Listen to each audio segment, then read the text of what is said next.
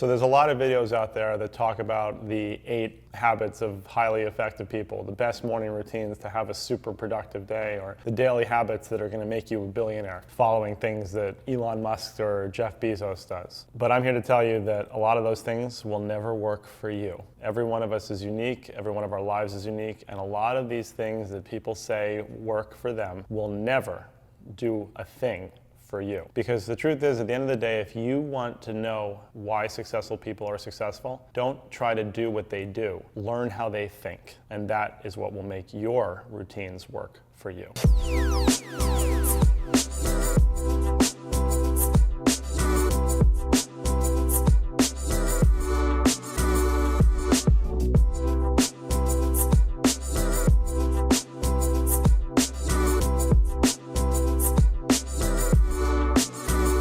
So the first thing that I want to get at right away is the first thing that I do when I wake up in the morning, which is check my email. Can you believe that? Every video that you'll see out there, every article will tell you, don't check email first thing in the morning. Successful people don't check their email first thing in the morning. I call BS on that. Because if you have an effective system in place, you have effective systems in place where you can see an email, you can see some sort of communication, and then effectively pass it off to the right person, the right resource, so that things can actually get done and put things in motion, then why wouldn't you want to check your email? Why wouldn't you want to start things in motion while you go on to do other things? We can't multitask. That's something that just doesn't exist. But we can parallel task. So if you think about multitasking as like pushing 2 basketballs up a hill, right? And one starts to fall over this way and you have to catch it, and this one's over here and it's struggling to keep them in balance. Parallel tasking would be like you're at the top of the hill and there's 8 basketballs and you just have to go along and knock them down the hill and they go. You can parallel task by setting things in motion and then going back to doing what you were planning on doing anyway. So the idea of not checking your email first thing in the morning, first of all, a lot of really successful people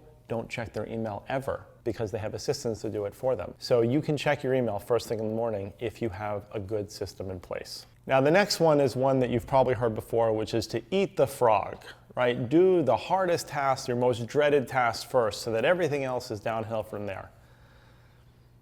Doesn't work. The problem with trying to do your most dreaded task first is that you're most likely going against your very ingrained circadian rhythm. There are certain things that you do better first thing in the morning, late at night, middle afternoon, and they're all different for every kind of person. So let's say that your most dreaded task is to write a big blog post. You have to write a 1,000-word blog post. It's the most important thing you have to do today. But you know that you just can't write. You can't get into that creative mode before 8 o'clock at night. If you try to write that first thing in the morning and try to get that done, you're just going to ruin your day. So forget about eating the frog. The task that you should do first is the task that you are holding up the most. So follow me with this. If you are slowing things down, if you are holding up your team from doing their work because you have to approve something, or if a client is waiting for you to get back to them, or a prospect is waiting for you to get a proposal, do the thing that you are slowing down the most, and then everything really will get easier throughout the day. Lots of successful people will talk about how they wake up early. You know, they wake up before the sun comes up. Now, I personally wake up at 4:45 every morning. And that's not because it makes me more successful. It's because I have 4 small children that wake up at varying times throughout the morning. And that's the only way that I can guarantee that I get at least a half an hour to myself to work out and maybe have a cup of coffee. Because that's the realistic nature of the life of an entrepreneur, especially an entrepreneur that has a family. In hand with that is the idea of having a morning routine.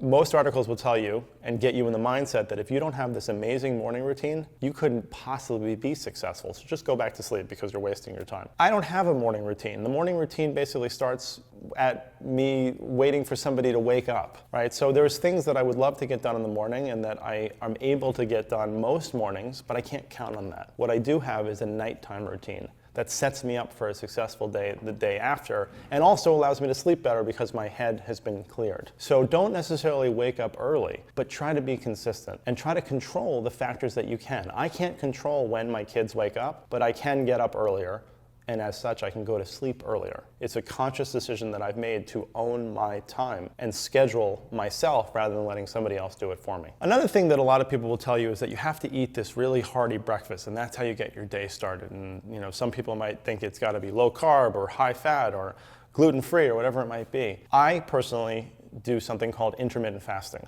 which means that I eat in a 6-hour window in the day. And for me, that window is between noon and 6. p.m. Now, I don't eat outside of that window, which means that I don't have breakfast. So what I do think is that your first meal of the day is extremely important, but it doesn't necessarily have to be breakfast. I think that you should hydrate really well when you get up and start your morning, but the idea that you have to make time to have this high-powered breakfast in order to be successful. What that means is that the day that you wake up late or that you're having a stressful morning and you have to grab something on the go, you're gonna feel guilty and like you've done something wrong.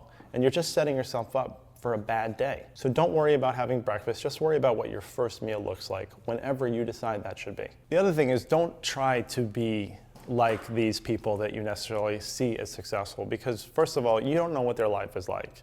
And I'm not saying they're bad, but you just don't know what their life is like, and it's different from yours. And your goals can and should be different than anybody else's necessarily, because your priorities are your own. So you don't have to think that you have to be working 22 hours a day and burning the candle at both ends in the middle in order to be successful. You truly can work smarter, not harder. In my own business, I'm able to work 12 hours a month and still have a successful 7-figure business while focusing on my family, because that is the priority for me. Something that you'll hear a lot of times is dress for success, right? Dress for the job that you want, not the job that you have. There are certainly situations where that might make sense, but for me, I like to dress for comfort, because at the end of the day, an entrepreneur is like an athlete. Right? And you wouldn't necessarily tell an athlete to go out on the football field wearing a suit. Or actually, you wouldn't tell an army officer to wear gold chains and cufflinks to the front lines of their battle. The other thing when you dress for comfort is that you're basically going to avoid decision fatigue, because if you have to dress for success and make all these choices about which shirt and which tie and shoes and belt and things you're going to wear, it may sound trivial, but those decisions add up. Steve Jobs famously wore the same thing every day because he didn't want to waste brain power deciding what to wear. You can benefit from the exact same kind of thinking.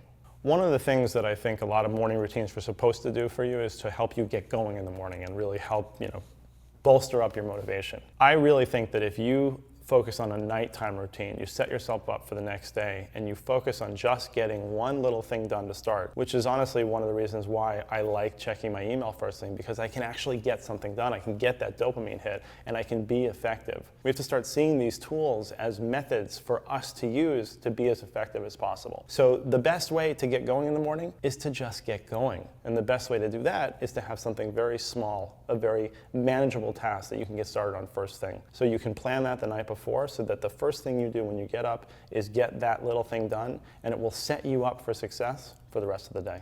Now, this differs from the anti-eat the frog idea, because the eat the frog idea is like the focus of your task, the biggest task that you should be doing. So as I said, you want to focus on the thing that you're slowing down the most. What I've just mentioned is you just need to get something done. Now, those may end up being the same thing, because of the thing that you can get done first thing in the morning that's holding up other people. But it doesn't have to be. The key is to just get something done right away when you get started. And then your main focus as you start after that can be that thing that's holding up the line, not necessarily your most dreaded task. One of the things that you may find surprising is that because I check my email first thing when I get up, I check email and Slack and all these other communication tools, I'm basically working for the first 5 minutes of the day.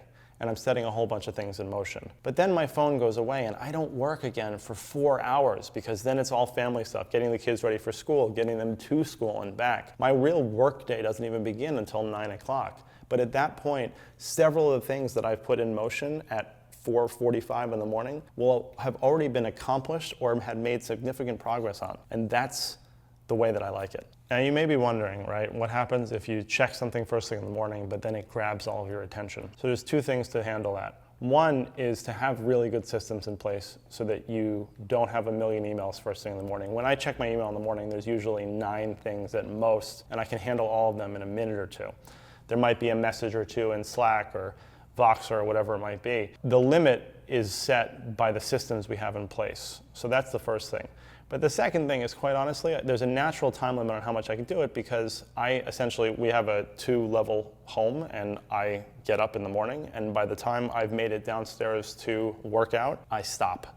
So whether I'm done or not, that is my time limit. Basically, the amount of time it takes me to walk from my bed to where I'm going to work out. And you can do the same thing yourself. Maybe it's from when you get to your kitchen. Maybe it is 5 minutes exactly. But having some sort of naturally built-in limit that you respect might be hard the first couple of times you do it, but then it becomes second nature, and you become more productive. So if you like what you hear and you want to learn more about how you can optimize, automate, and outsource everything in your life in order to be more effective, check out my Foundr course, The Productivity Machine. It's linked below, and you too can be as effective as I am. The Foundr mission is to help you create an ass-kicking business and help you learn straight from the mouths of world-class founders.